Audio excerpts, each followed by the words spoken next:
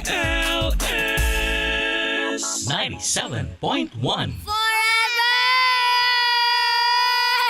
Mga kwento ng pag-ibig, kwento ng pag-asa at mga kwento ng buhay dito sa Barangay Love Stories. Love Stories.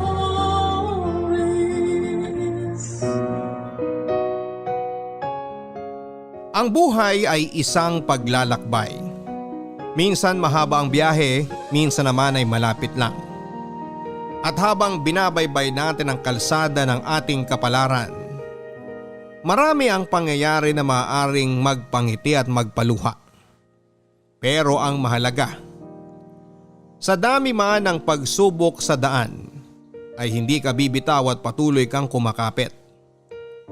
Ikaw, kabarangay, kumusta ang biyahe ng buhay mo? Dear Papa Dudut, bago namin simulan ng sulat na ito, tama, namin.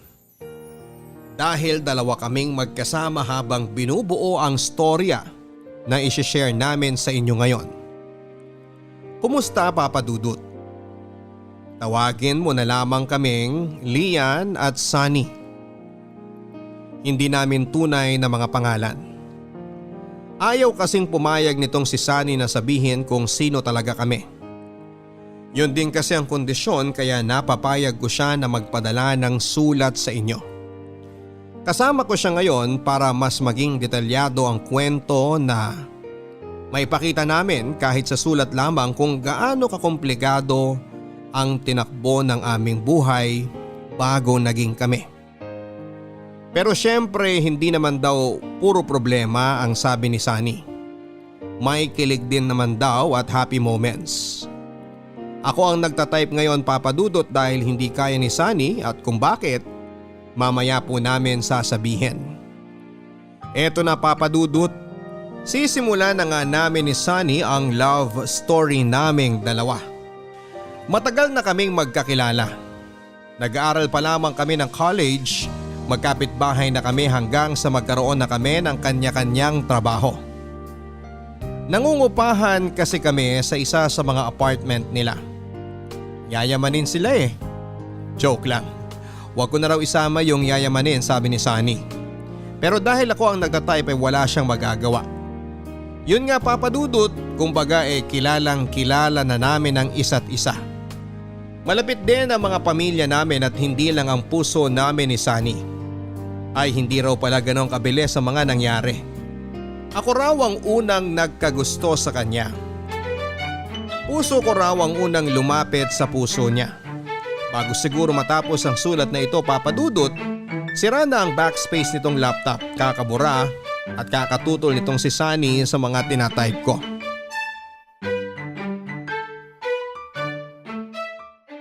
Sunny, pakisabi uli kina tita, thank you ha. Thank you, saan? Thank you kasi hinayaan nyo kami na bilhin tong apartment na pinauupahan nyo nang hindi cash basis. Kaya thank you talaga. Kasi kung kukuha pa kami ng bahay na medyo mura-mura, malalayo naman kami dito sa Manila. Nandito lahat ng kinabubuhay namin. Alam niyo ni Mama, kaya nga inalok niya sa inyo tong bahay. Saka ayoko rin namang umalis dito talaga. Dahil?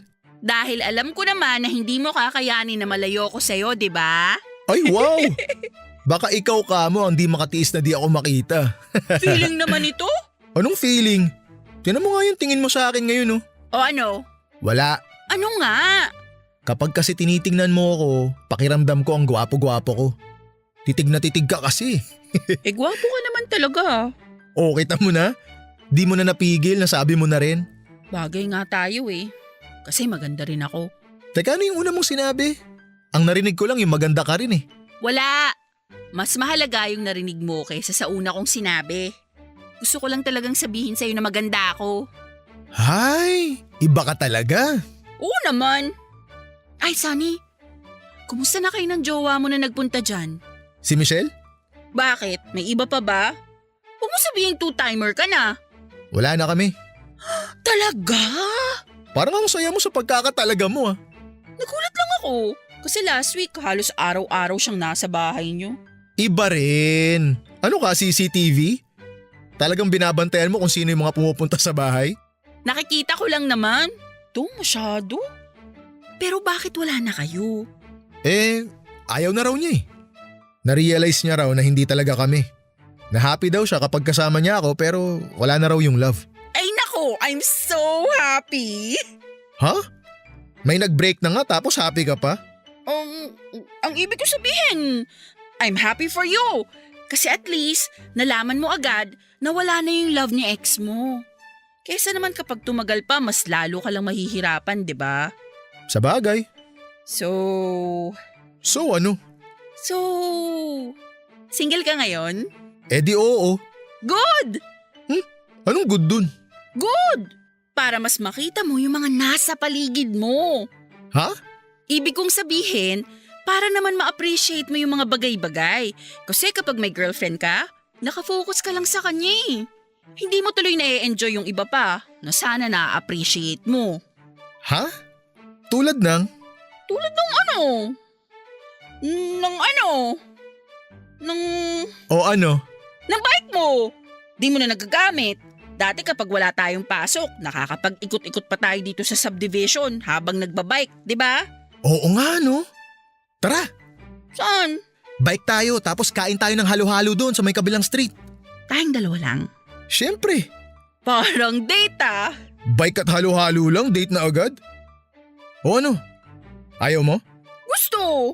Magpapalit lang ako ng damit at magra-rubber shoes lang ako. Sige, ako rin.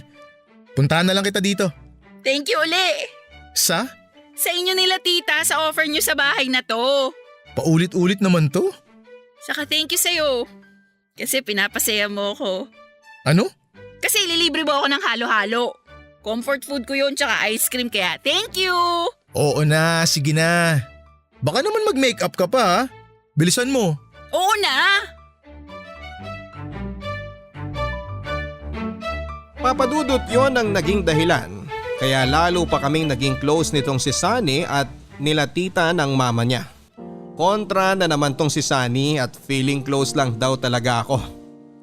Actually medyo at obvious naman ang dahilan kung bakit hindi ba. Umihirit na naman tong si Sunny at patay na patay daw kasi ako sa kanya at nabiktima raw ako ng love at first sight noong nakita ko siya. Sa totoo lang ay oo at aaminin ko, nag-i-inquire pa lamang kami dati sa kanila para mangupahan at nakita ko itong si Sunny, alam kong magiging espesyal na siya sa akin at hindi naman ako nagkamali. Pero yun nga dahil sa hindi naman niya ako napapansin dati ay tinanggap ko na lamang na friends lang muna kami. Muna. O siya naman daw ang magkukwento kung ano ang mga sumunod na mga nangyari. Huwag ka nang mag-alala Papa Dudut, susundin ko talaga kung ano ang mga sasabihin niya na itatype ko. Papa Dudut, si Sunny na po ito. Sa totoo lang ay nararamdaman ko naman na may hidden desire tong si Lian sa akin. Pero para sa akin ng mga panahon na yon ay mas okay na magkaibigan lang kami. Masarap kasi siyang kausap. Makulit at yung tipong kapag wala na akong kakampi. Alam ko na may Lian akong tatakbuhan para makinig sa akin. Yun nga lang minsan ay hindi pala minsan. Madalas ay pakialamera siya. Laging may nasasabi sa mga pananamit ko. Sa forma ko pati sa cellphone model na bibilhin ko noon ay kailangan ay may say siya. Minsan nakakainis na pero sinusunod ko naman. At ang madalas niyang panghimasukan at tanungin sa akin ay tungkol sa love life ko. Na alam naman natin kung bakit. At eto rin ang naging dahilan kung bakit kami nagkatampuhan.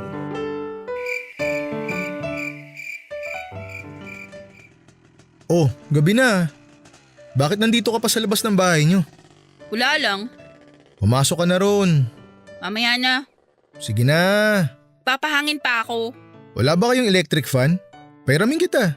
Corny. Bakit ba kasi? Nagkatampuhan kayo ng mami mo? Tino? Usog ka nga ron. Tabi tayo dyan sa bangko. O yan.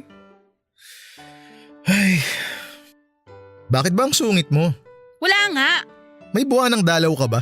Wala. O anong problema mo? Wala. Puro naman wala ang sagot mo eh. Sige na, pasok ka na sa loob. Gabi na oh. Oo nga gabi na, bakit kayong ka lang umuwi? May pinuntahan pa ako pag galing ko sa office eh. Lagi kang may pinupuntahan pagkagaling sa office?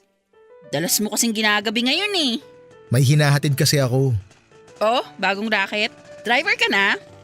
Ayos sa tanong ah. May bago lang pinopormahan. Ah, kaya pala. Anong kaya pala? Kaya pala bihira ka na ulit tumambay dito. Hindi mo na tuloy alam na may mga bagong bilihan ng halo-halo dito sa atin. Mas masarap. Bukas, puntahan natin. Off natin, di ba? Di na muna, masakit lalamunan ko. Sayang, libre pa naman sana kita. Kaya ko naman bumili. Di man kalakihan ng sweldo ko dahil nabawasan ako ng oras sa trabaho. Pero aabot naman sa pambili ng halo-halo. Oh, bakit nabawasan? Kaysa raw magtanggal ng empleyado sa office. Nagbawas na lang ng oras. Pero ora ako, di ba? Ah, kaya ka ganyan. Hindi. Sinsabi mo masakit lalamunan mo, di kape. Mainit yun. Baka makatulong sa lalamunan mo. Baka lalo kung di makatulog. Calamansi juice. Meron akong binili yung concentrated. Kunin ko? Ihalo mo lang sa maligamgam na tubig. Wag na. Okay. Lahat ng inaalok ko ayaw mo ah. Wag ka na kasi mag-effort. I-reserve mo na lang yan sa bagong pinopormahan mo para sagutin ka kaagad. Ay, tingin ko malapit na nga eh. Konting-konti na lang.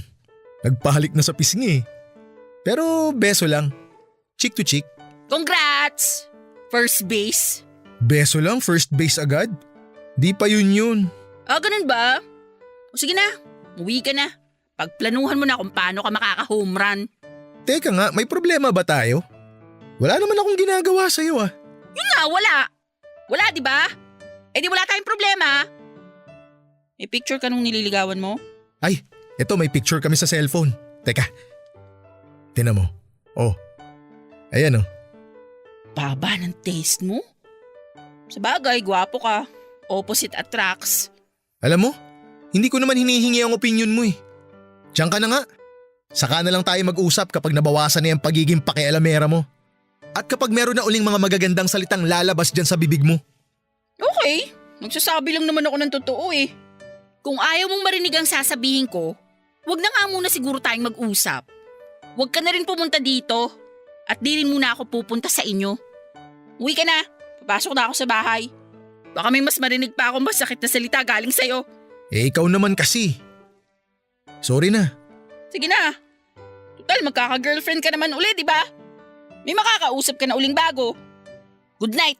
Uy, Lian naman. Uwi ka na. Text mo na yung nililigawan mo na nasa bahay ka na at sweet dreams ka mo. Pangungutin sana kayo. Papadudot ganyan kamanhid itong si Sunny. Hindi ko nga alam kung nagtatanga-tangahan lang siya o talagang hindi ako ang tipong babae niya noon. Ang sama-sama kaya ng loob ko noong nalaman ko sa kanya na may nililigawan siyang iba. Para akong yelo sa halo-halo. Ganon kadurog yung pakiramdam ko nang malaman ko na malapit na raw silang maging sila. Sa katotoo naman ang sinasabi ko noon na hindi talaga sila bagay at kahit ayaw niyang ipasama itong sasabihin ko pa rin. Mas mukha pang ang babae itong si Sunny doon sa ipinakita niyang picture sa akin. Oo papadudot, para di naman unfair, ang sabi ni Sunny na offend naman daw kasi talaga siya sa sinabi ko. Hindi lang dahil sa niligawan daw niya yung babae, mali daw yung sinabi ko dahil parang nanlait na rin daw ako noon. Hindi raw magandang ugali ang mamintas ng ibang tao. At dahil sa nangyari ng gabing yon, may isang linggo rin kaming hindi nagpansinan ni Sunny. In fairness naman sa kanya ay nag-effort naman siya pero syempre nasaktan ako. Kaya dead man na muna siya kahit na ilang araw lang. Gusto ko lang maramdaman niya ang naramdaman ko at nagbabaka sakali na rin ako na baka maintindihan niya yung totoo kong rason kung bakit ako nagkaganon.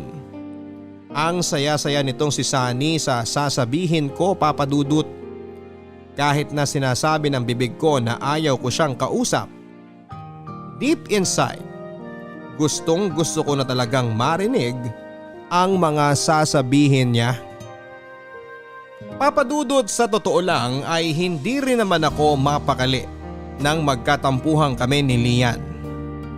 Medyo na-guilty rin ako kasi alam ko naman talaga ang dahilan kung bakit siya nagkaganon.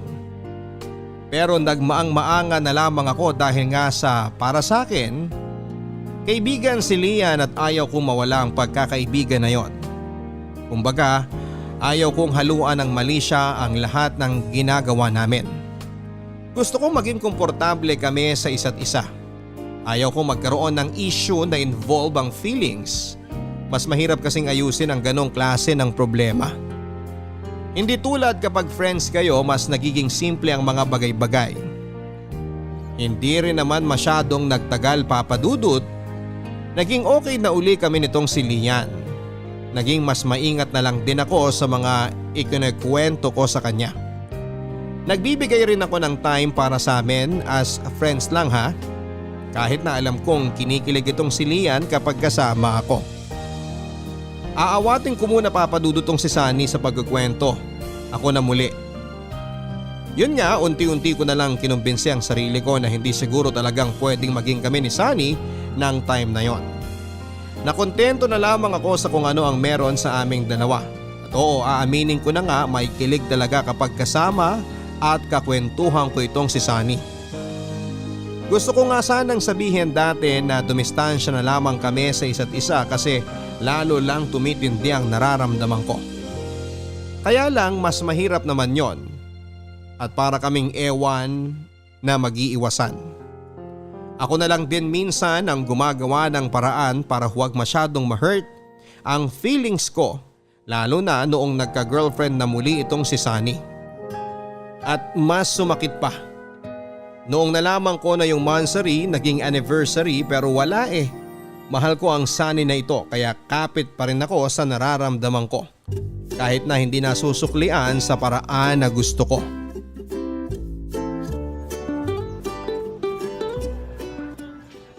Oh, halo-halo mo. Thank you. Kumusta ka nga pala sa work mo? Ganun pa rin. Kulang pa rin ang oras ko. Parang half day na nga lang lumalabas eh. Pero okay pa rin kumpara sa iba na natanggal na talaga. Kaya buti na lang din may nakuha akong racket. Online teaching. Ay talaga? Kailan pa? Hindi mo na kwento sa akin yan Busy ka eh. Nagulat nga ako, nagyaya ka ngayong magbike at maghalo-halo. Ay, naisip ko siguro kailangan ko rin gawin to paminsan-minsan. Panghagod-pagod ba? Pambawas stress, ganun, para ma-relax. Sana lagi ka nalang stress, no? Grabe ka naman. Kasi kita mo nililibre mo ako ng halo-halo pag stress ka. Ano ka ba? Madami lang talaga akong iniisip ngayon. Kasama ba ako sa iniisip mo? Joke lang, joke yun ha. Ewan ko sa'yo. Uy, dumaan ako. Ha? Anong dumaan ka? Tumahimik eh, may dumaan na anghel. May sasabihin ako. Sige, ano yun? Hindi, sige, ikaw na muna. Game. Hindi, ikaw na. Makikinig ako. After mo, ako naman. Ikaw na. Mukhang isa sa nakakapagpa-stress sa'yo ang sasabihin mo eh. Go! Ano yun? Ay, tara, doon tayo sa may lilim, doon sa puno. Okay. Yan, dito tayo po. Tuyo yung damo. So, ano na? Si Bern. Yung girlfriend mo? Oo. Anong meron? Break na kayo? Hindi, kami pa. So ano? Pakakasalan mo na? Hindi pa naman sure kung Kung magpapakasal kayo? patapusin mo muna kasi ako. Sorry. Ano na? Ang sabi niya, delayed daw siya. Saan siya nanggaling? Parang tanga namang kausap to eh. Sabi mo delayed. Delayed as in hindi pa siya nagkakaroon. So, hindi ko alam kung buntis ba siya o ano. Ay, Yan lang ang masasabi mo? Buntong hininga? di ko alam kung ano sasabihin eh. Kung congratulations ba dahil magiging tatay ka na? Best wishes ba dahil kapag buntis siya, kasalan na? Tapos condolence sa akin. Condolence? Dahil wala na, patay na ang pag-asa. Lian, So anong plano mo? hindi ko pa alam. Kagabi lang niya sinabi sa akin eh. Tumawag lang tapos sinabi niya na delayed nga daw siya. Hindi pa naman daw siya nagpe-pregnancy test. Ang sabi ko, try niya nang bumili ng PT para magkaalam-alam na. Tama, para hindi kayo nang huhula kung ano ba talaga. Mahal mo naman, di ba? Tatagal ba kami ng ganito kung hindi? Yun naman pala eh. So kahit anong maging resulta ng pregnancy test, okay pa rin. Mahal mo eh. Pero kasi parang di pa ako ready maging tatay. Bakit ginalaw mo? Bakit mo ginustong may mangyari sa inyo? Bakit hindi ka nag-ingat? Ha? Tapos ngayon namumroblema ka? Namumroblema ka at sinasabi mo sa akin ngayon na hindi ka pa pala ready? Oh, bakit ka nagagalit? Wala! Naiinis lang ako! Naiinis ako kasi hindi ka okay. Na namumroblema ka na pwede namang hindi. Nangyari na eh. Tama! Nangyari na eh! So hintayin mo na lang yung resulta ng PT. Good luck! At saka, Oh, ano na naman yung sasabihin mo? wala yun. Di mahalaga. Tara, uwi na tayo. Sumakit ulo ko. Baka dahil sa lamig ditong halo-halo.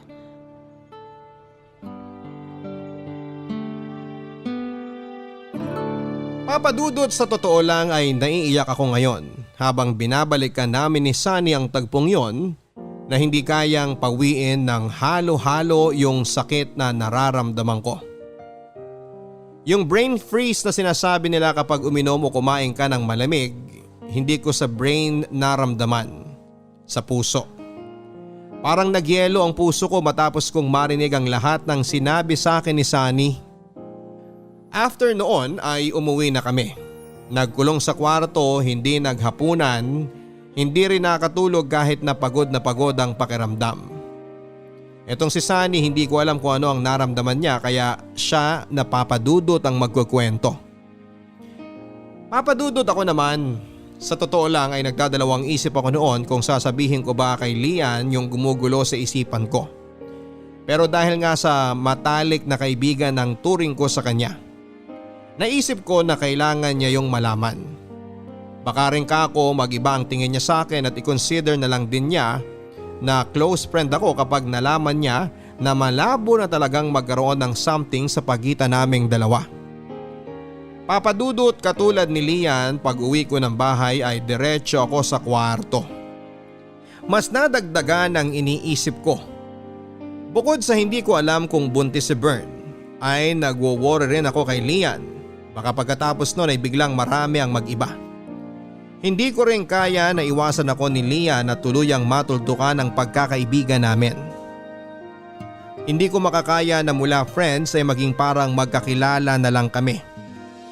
Kinabukasan, Papadudot, ay nagkita kami ni Bern at nag-usap. Pinakita niya sa akin yung PT result, negative. At pagkalipas ng ilang araw ay nagkaroon naman siya. Na-delay lang talaga. Medyo nakahinga ako ng maluwag at sinabi ko rin naman kagad kay Lian ang naging resulta. At aminin man niya o sa hindi, nakita ko na kahit paano ay nag-ibang itsura ng kanyang mukha at gumaan din. Yun na nga, Papadudot, at si Lian na muli ang magpapatuloy ng kwento. Pagkatapos kong malaman, Papadudot, dito kay Sunny na hindi pa siya magiging tatay, aaminin ko na medyo nabuhayan muli ako. Ibig sabihin ay pwede uli akong kumapit sa paniniwalang may chance pa talaga. Balik sa dati, bilib din naman ako dito kay Sunny, Papadudot. Faithful din naman sa Bern na yon. At hindi ako tinitake advantage. Pero may hindi siya noon alam na nalaman ko. O ma, bakit naghain ka wala pa si Daddy? Ay, gagabihin daw at nagkayayaan sila magkakaopisina. Birthday daw ng boss nila kaya mauna na tayong kumain. Upo na at lalamig ang ulam. Wow! Sinigang na hipon! Alam mo ma, yung girlfriend ni Sunny, parang ganito eh. Maasim? Di po, parang hipon. Katawan lang maganda, tapo ng ulo. Sa bahay kang bata ka. Tumahimik ka nga. Kapag nalaman niya ni Sunny magagalit sa'yo yun. Alam naman po niya yon dati pa, na hindi ako nagagandahan sa girlfriend niya. O di ba nga kaya kayo hindi nagpansinan ng matagal dati? Kayong mga bata kayo? Akala nyo siguro porket hindi kami umiimik wala kaming alam. At ikaw siguro, porket wala ako sinasabi sa'yo, akala mo wala rin akong alam tungkol sa'yo. Na ano po? Na ano po ka dyan? Ay naku Lian, papunta ka pa lang, pabalik na ako. Alam ko na may gusto ka kay Sunny noon pa. La, si Mama, ang issue. Huwag ka na magsinungaling, halatang halata. Hindi ka naman tomboy para di magka-boyfriend. Sabi mo naman may nagkakagusto sa'yong lalaki pero hindi mo pinapatulan. Bakit? Kasi si Sunny ang gusto mo. Naku nak, huwag mong asahan ng isang bagay na walang kasiguraduhan. Di naman po. Tigilan mo na yan. Nasasayang ang panahon at nararamdaman mo. Baka sa dulo lalo ka lang masaktan at mahirapan. Ay ma, may tatanong pala ako. Ano yan? Halimbawa po, may kaibigan kayo. Tapos nakita nyo na yung karelasyon ng kaibigan nyo may kasamang iba. Anong gagawin nyo? Wala. Ano bang dapat gawin na may kasama lang naman? Magkasama habang magkahawak ng kamay, tapos humalik. Hindi sa pisngi ha, sa lips. Wala pa rin ako sigurong gagawin. Mahirap ang himasok minsan eh. Baka kasi sa dulo, ikaw pa maging masama kahit pa nagmamagandang loob ka lang. Baka bati na silang dalawa, ako kaaway pa nila. Kaya tatahimik na lang ako. At hihintayin ko na lang na sila magkabistuhan. Ay, ganun po. Bakit mo ba tinatanong yan ha? Daddy mo ba yan? Kung daddy mong may kasamang iba, hindi ko na yan patatagalin, susugurin ko talaga yan. Ay, hindi po si Daddy. Eh sino nga? Si Bern, yung girlfriend ni Sunny. Totoo ba yan? O baka naman gumagawa ka ng issue ha para maghiwalay sila. Naman, di naman ako ganong klaseng tao. Di ko tuloy alam kung sasabihin ko ba kay Sunny o hindi yung nakita ko eh. Last week kasi nagpunta ako ng mall. Nakita ko si Bern may kasamang lalaki. Ka-holding hands. Tapos isinakay siya sa taxi. Pagsakay ni Bern, bago isara ng lalaki yung pinto ng taxi, hinalikan siya sa lips. Kung ako ang masusunod, Lian, hindi mo na ako makikialam. Wag. Baka mabigyan pa ng ibang kahulugan. 1 linggo ko na po talaga yung iniisip. Naaawa lang din po ako kay Sunny. Mahal niya yung babaeng yun eh. Pag-isipan mo munang mabuti. Sa ngayon, kumain na muna tayo. Ha? Ay nako, may mga babae talaga na hindi nakukontento. Tama po kayo. Yung Bern na yan, di lang hipon. Higad pa ang kate. Lian, yung bibig mo ha? Sige na, kain na. Ay, sare. Sige pa, kakain na.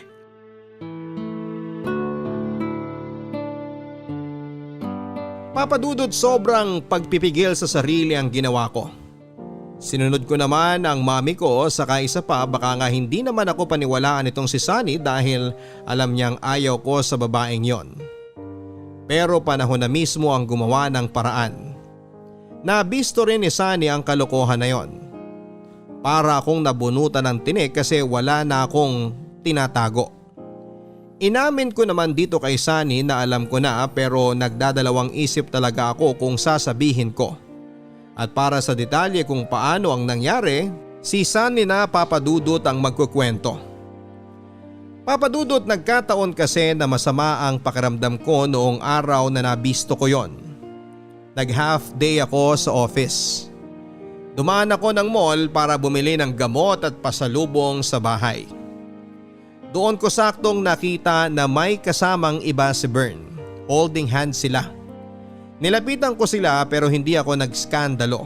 Mahina lang ang boses ko pero alam ko sa sarili ko na ang mga sinasabi ko noon ang pinakamasakit na salita na pwedeng marinig sa akin ni Bern. Hindi ko nasasabihin kung ano basta alam kong masakit yon. At doon sa lalaki na kasama niya ang sinabi ko lang sa kanya ay bro, parang kuya mo ako kay Bern dahil ako ang nauna bago ka pa. Pagkatapos noon ay umalis na ako pero masamang masama ang loob ko. At syempre buti na lang talaga may Lian ako. Inamin niya sa akin na alam na niya ang katotohanan at nag-sorry siya. At oo Papadudot, umiyak ako noon kay Lian. Ang sakit kasi. Pero sobrang thankful ako dahil may kaibigan akong katulad ni Lian na kung may isang kaibigan na maiiwan sa buhay ko. Wala akong ibang pipiliin kundi siya lamang. Papadudot matapos ang hiwalayan nila Sunny at ni Bern, balik sa normal ang buhay niya. Bahay, opisina, bike at subdivision at kain ng halo-halo. Nawala na siya ng isipin pero ako naman ay may problema. Nagbawas uli ng tao sa kumpanya at isa ako sa mga nawala ng trabaho. Ilang buwan din akong nabakante habang naghihintay sa pangako ni Sunny na tutulungan niya akong makapasok sa office nila. Natupad naman ang pangako niyang yon at doon ako nakapagtrabaho. Same department pa kami kaya bahay, opisina at sa biyahe ay lagi kaming magkasama. At oo na, sige na, happy uli ako. Hindi lang dahil sa may work na uli ako, pero dahil mas marami na akong time na kasama itong si Sunny na habang binabasa ko ang tinatype ko ay tawa ng tawa ngayon at nang aasar pa. Papadudot, masasabi ko rin na blessing in disguise talaga ang pagkakatanggal ko sa trabaho. Kaya thank you sa dati kong company na tinanggal ako dahil kung hindi dahil sa kanila, hindi mangyayari ang gusto kong mangyari.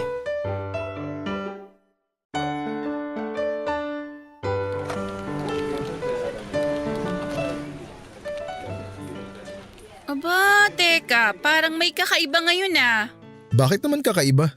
Dati akong nagbabaon ng extra para sa ating dalawa. Ngayon di lang basta extra ang baon. May nakahiwalay na lalagyan pa.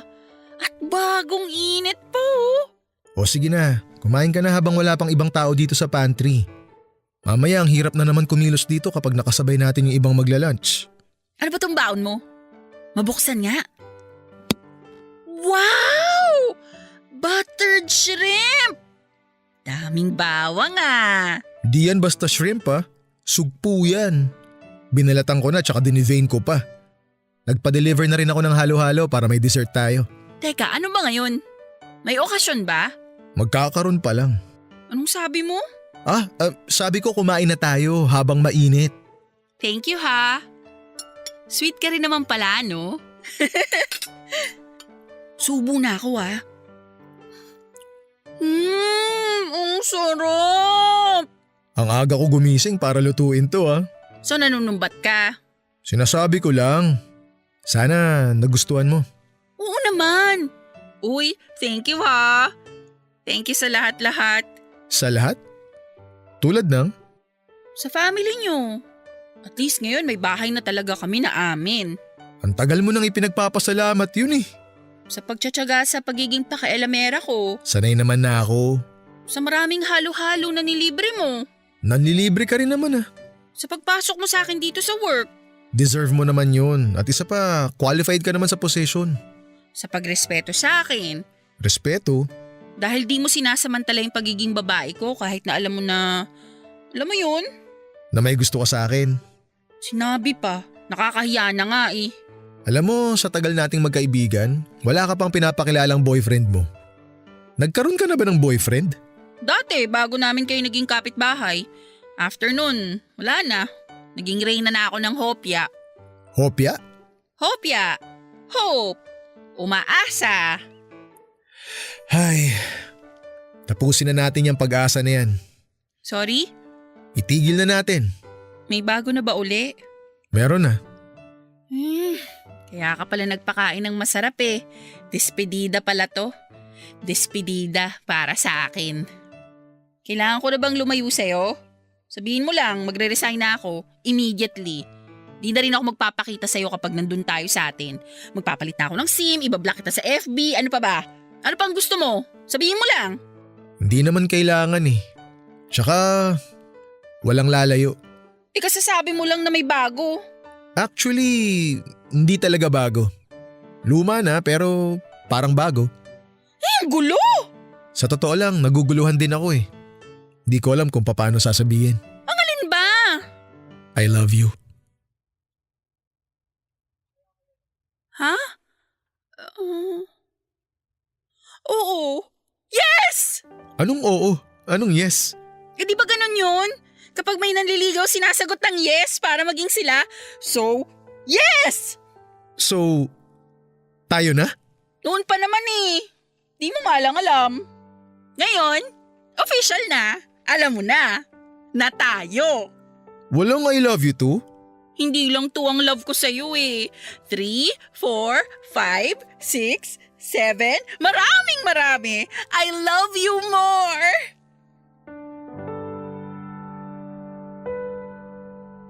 Papadudot na pasagot ko si Lian ng dahil sa buttered sugpo. Pero hindi ibig sabihin noon ay easy to get siya ha. Late bloomer lang siguro ang feelings ko para sa kanya o noon lang ako nagkaroon ng tapang para aminin at harapin kung ano talaga ang nararamdaman ko para kay Lian. At si Lian naman ang magsasabi kung ano ang nararamdaman niya. Papadudot, ano pa ba ang nararamdaman ko bilang isang babae? E di lalo akong gumanda at humaba ang buhok. Reyna na ako. Hindi nang hopya kundi Reyna na handang alagaan ang kanyang hari na kasalukuyang nakangiti habang tinatype ko ang mga sinasabi ko. May kilig pa rin talaga. Salamat sa sugpo. Hindi kami makapaniwala ni Sunny, Papadudot, na kami na nasasabi na namin ang mga salitang I love you na mas masarap pakinggan. Dati kasi kapag nagsasabi ako ng I love you dito kay Sunny ay may karugtong na friend. I love you friend. Pero nang naging kami na, I love you mahal na. Hay, ang saya lang. Pero hindi ko akalain na sa sobrang pagmamahal ko, yun din pala ang magiging dahilan para matigil ang ikot ng aming mundo. Nasakal ko raw siya. Masyado raw akong naging possessive. Unti-unti ko raw siyang binago. Hindi na raw siya yung Sunny na tulad ng dati. Pero wala naman akong intensyon na ganon. So kung pabibilisin natin ang kwento, sa madaling salita ay nakipag-break sa akin itong si Sunny. Obviously nagkabalikan naman kami kaya nga magkasama kaming gumagawa ng sulat ngayon. Pero gusto rin naming i-share na hindi lahat ng relasyon ay laging happy. At sa tagpong yon ng breakup namin ang lowest point ng buhay ko bilang isang babae. Bilang isang tao. Sayang, sakit pa rin. Alam mo yon? Para pa rin may ice pick na nakabaon dito sa puso ko. Ang hirap magpanggap na okay eh. Araw-araw ko pa rin siyang nakikita. Siyempre magkasama kami sa work, magkapit-bahay pa kami. Durog na ako, Shaya. Pero pinipilit ko na maging magkaibigan pa rin kami. Dahil ayokong mawala yung connection namin sa isa't isa. Obvious naman. Halos monthly mo ako niyayaya dito sa bar. Same topic naman ang kwentuhan natin. Hindi lang talaga kita matiis eh. Pero friend, ang tagal na niyan. Mag-anniversary na nga sila ng girlfriend niya oh. Ikaw lugbok ka pa rin. Hindi ako magbo-boyfriend kung hindi lang rin si Sunny. Tandaan mo yan. Hindi ko alam kung tanga ka o may sayad ka na. Tsaka yung ginagawa mo na pumapayag ka na may mangyari sa inyo kahit hindi naman kayo. Alam mo, ayoko kitang husgahan pero maling-mali na yan, Lian eh. Yan nga lang din kasi ang way ko para masabi ko na mahalaga pa rin ako sa kanya. Na kaya ko pa rin siyang pasayahin. Na may chance pa rin na maibalik yung dati. Kaya lang friend, hindi talaga magandang tingnan. Wala akong pake. Bahala sila kung ano maging tingin nila sa akin. Hindi naman nila alam kung anong nararamdaman at pinagdadaanan ko eh. Hindi ko kailangan ng approval ng ibang tao para sa mga gusto kong gawin. Shaya! Unti-unti nang nauubos yung baraha ko para kay Sunny. Buntis na kasi yung girlfriend niya. O ayan, sitwasyon na nagsasabi sa'yo na tigilan mo na. Tama na. Hindi ko alam kung paano. Hindi ko alam kung paano patitigilin tong nararamdaman ko sa kanya. Kung paano ko pangangaralan tong puso ko na tumigil na sa ilusyon na mahalin uli siya ng taong gusto kong magmahal sa kanya. Sige nga, ikaw magsabi. Nasubukan mo na bang wag mahalin ng taong mahal na mahal mo? Mahirap. Sobrang hirap. Pero kung buntis na yung babae, tapos na yung kwento. Unless na Payag ka na, ano? Oo! Kung yun ang hihilingin niya, papayag ako. Payag ako maging pangalawa. Halika nga dito. Payakap nga. Pati tuloy ako naiiyak ng dahil sa'yo eh. Nagmahal lang naman kasi ako. Tapos ipinaramdam niya sa akin kung paano siya talaga magmahal. Nasakal daw siya. Takot lang naman kasi ako maagaw siya ng iba eh. Alam mo ba, dati may kaopisina kaming nakadate niya. Pero kunwari hindi ko na lang alam. Di naman kasi naging sila. Pero ang sakit. Kaya saya, lahat kaya kong tiisin at lahat kaya kong gawin para sa kanya. Lahat. Kahit imposible gagawin ko. Ganon ko siya kamahal. Tama na.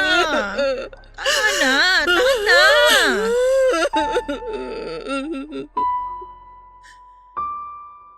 Papadudot, syempre huli na nang malamang ko na gano'n ang dinanas ni Lian pagkatapos naming maghiwalay. Nagsisisi ako pero huli na. Hindi ko naman alam na habang may karelasyon ako noong iba na nabuntis ko nga, may isang tao pala na hirap at si Lian yon. Sa mga nakarinig sa parting ito ng kwento namin, alam kong mahuhusgahan ako. Sorry. Yun lang ang masasabi ko at ilang beses na rin naman akong humingi ng tawad kay Lian. At siguro nagtataka kayo kung bakit naging kami uli, may nabuntis nga ako.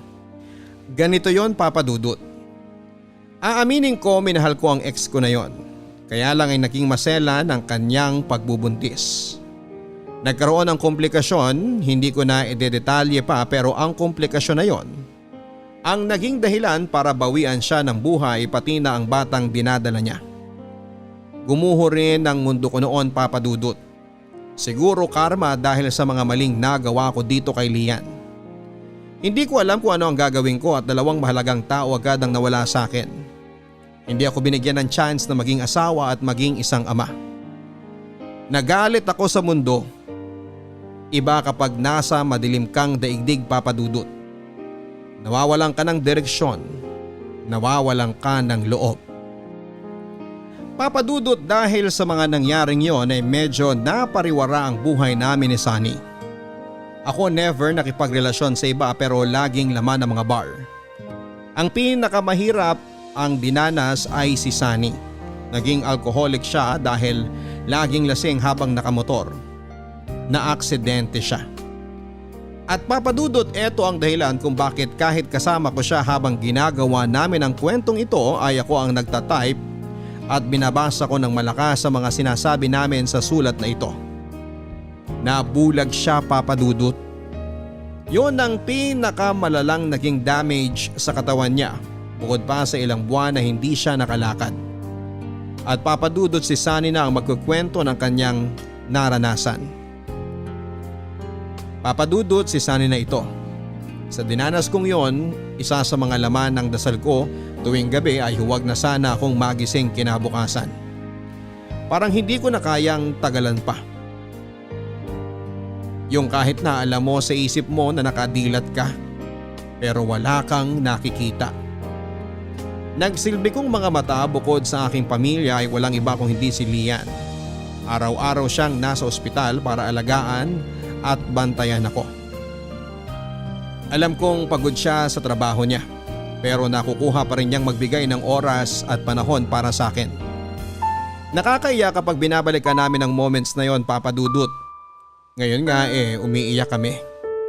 Hanggang sa makauwi na ako ng bahay ay nasa tabi ko pa rin si Lian.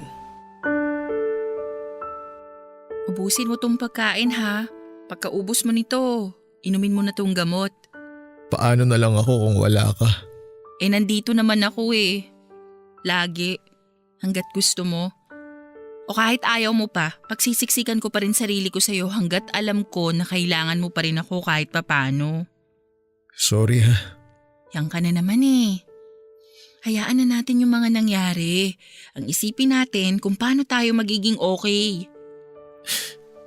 Hindi na ako magiging okay. Paano pa ako magiging okay? Ang chance na lang na makakita ako ulit kung merong eye donor na willing ibigay sa akin yung mga mata niya. Malay naman natin. Dasal lang tayo. Di ko nga alam kung pinakikinggan pa niya ako. Nakikinig siya. Hintay lang tayo ng tamang timing galing sa kanya. Sa totoo lang parang gusto ko nang magtampo. Wag! Wag na wag! Siyang may alam kung ano ang perfect para sa atin. Ang lalim nun ah. Mahal mo pa rin ba ako?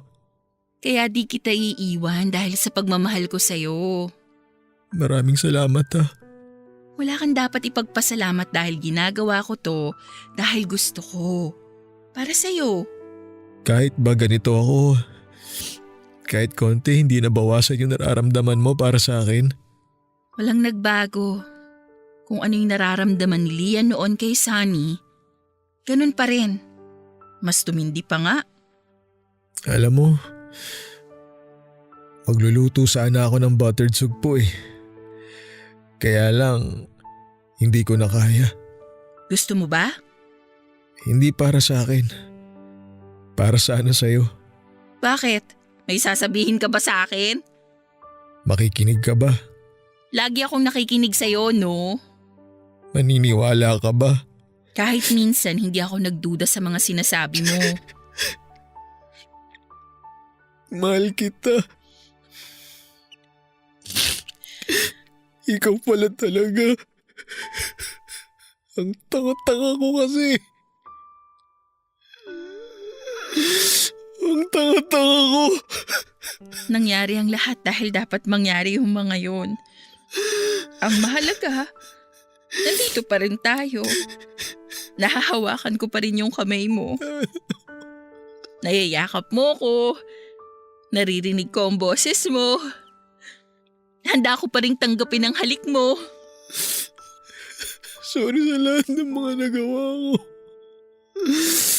Mahal naman talaga kita Maraming salamat. I love you. Sabi ko nga sa'yo dati, di ba? Hindi lang 2 ang love ko sa'yo. Maraming marami. Sobra-sobra. Mahal na mahal na mahal kita. Papadudot muli naming pinagbigyan ang mga sarili namin ni Sunny.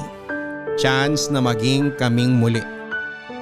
At kaya nga kami nagkabalikan at eto na kami ngayon. Magkasamang binabalikan ang lahat ng nangyari sa nakaraan. Sa totoo lang, paputol-putol nga ang pagsusulat namin.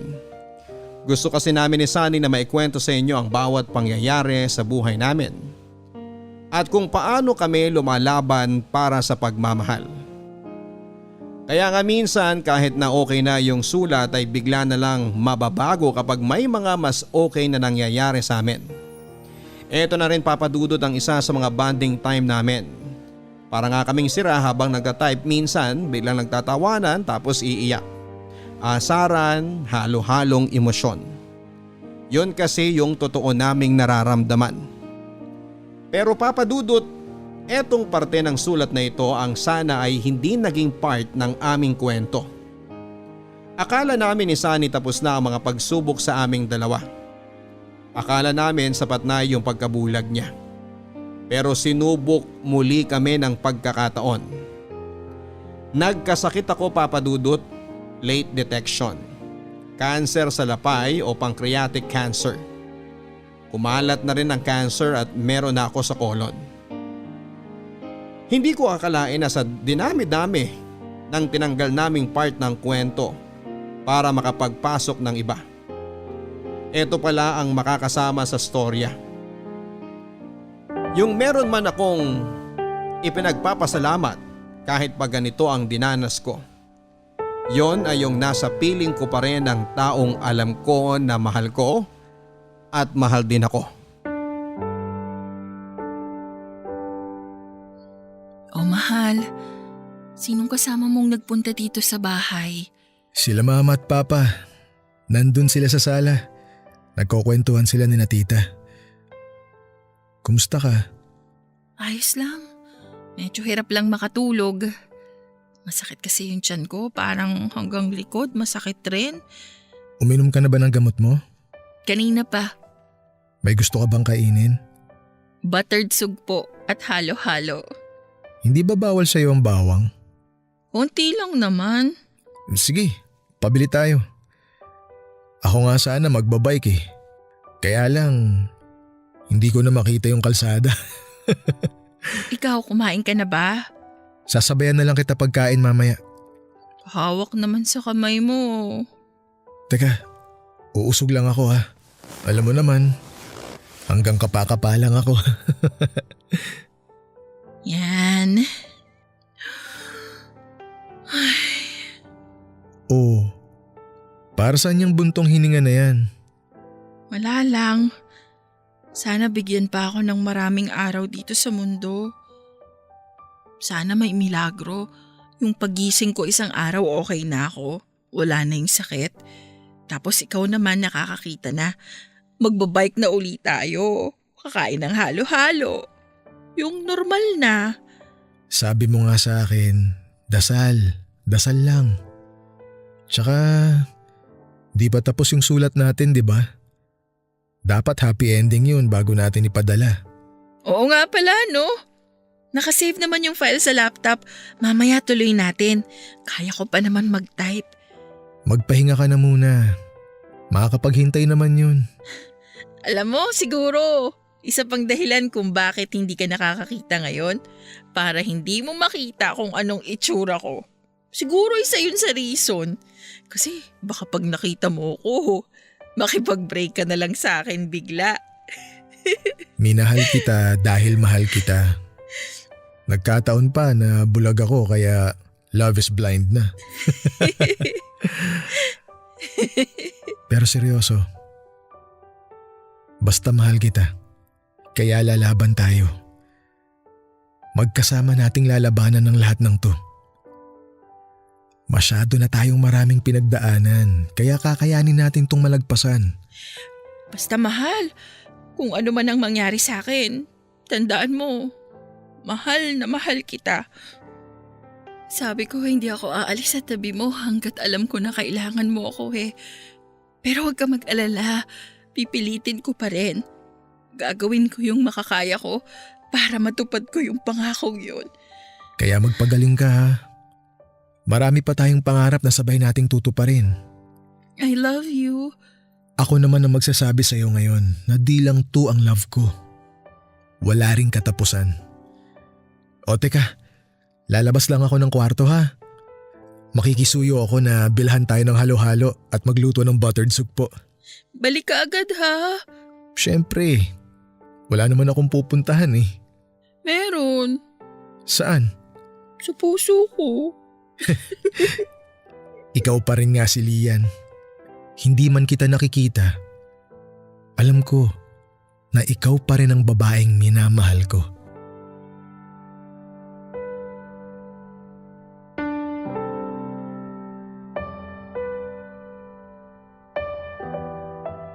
Papadudot matagal-tagal din bago ko natapos ang sulat na ito. Mahabang panahon rin ang hinintay ko para makakuha ng lakas ng loob para ituloy ang kwento ko. Mahirap kasi para sa akin na balikan ang ilan sa mga nangyari. May kirot pa rin kasi. Masakit, mas humirap. Mahirap dahil mag-isa na lamang ako ngayon. Mag-isa ko na lamang tinatapos ang sulat na ito. Oo, papadudot, si Sunny po ito. Ako na mismo ang nagtatype ng mga sinasabi ko. Nakakakita na ako. Tinupad pa rin ni Lian ang pangako niya na hindi niya ako iiwanan hanggat kailangan ko siya. Paano? Gumawa siya ng sulat na pinirmahan niya na nagsasabing kapag siya ay nawala na sa akin niya ibibigay ang kanyang cornea. Papadudot, si Lian mismo ang naging eye donor ko. Wala na siya pero nananatili siyang buhay sa puso ko. At habang nakakakita ako, alam ko na nakasama ko siya.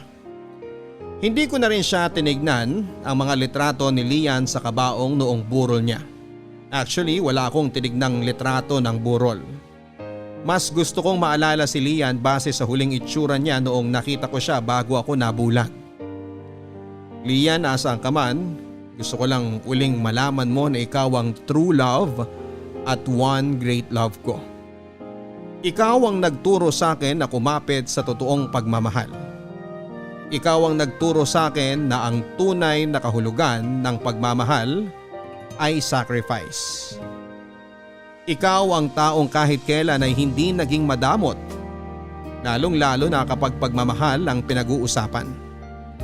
Mahal na mahal kita. Papa Dudut, maraming salamat sa iyo at maraming salamat sa programang ito. Dahil dito ay nabigyan kami ni Lian ng pagkakataon na balikan ang lahat ng aming mga pinagdaanan. Dahil dito ay mananatili ang lahat ng alaala sa sulat na aming ginawa. Maraming salamat. Hanggang dito na lamang po, Papa Dudut, ang inyong kapuso at kabarangay forever, Sunny at Lian. Mga kwento ng pag-ibig, kwento ng pag-asa at mga kwento ng buhay dito sa Barangay Love Stories. Love Story. Forever! Forever!